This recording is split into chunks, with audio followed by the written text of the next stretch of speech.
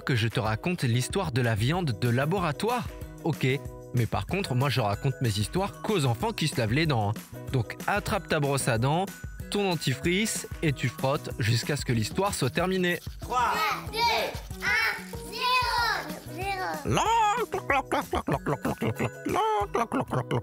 La dinde à Noël, c'est un peu un incontournable. Avec des marrons par exemple, c'est super bon.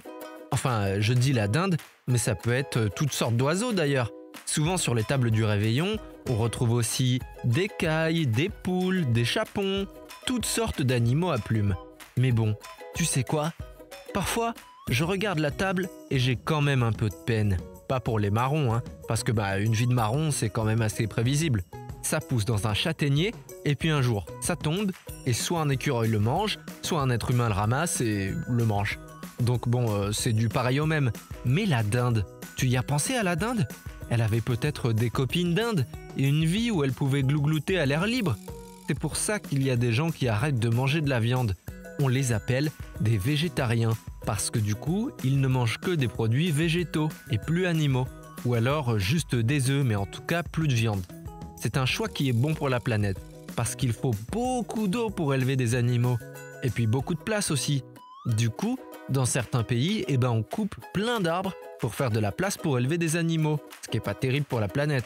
Mais être végétarien, ça n'est pas facile tous les jours. Quand on a mangé de la viande toute sa vie, c'est normal d'avoir faim, quand on sent une odeur de poulet grillé par exemple.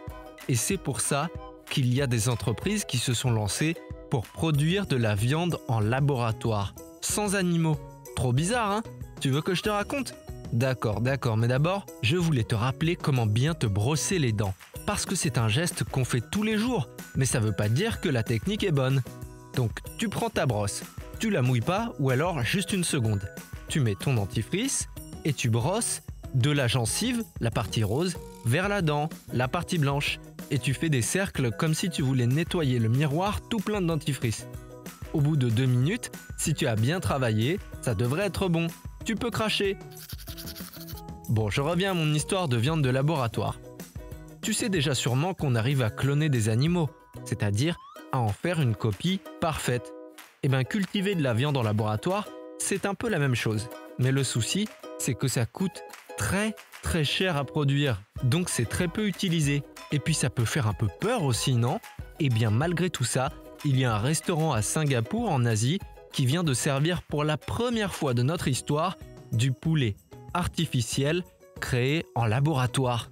Bon, l'histoire ne dit pas si les clients ont apprécié, mais ne compte pas sur moi pour essayer, hein?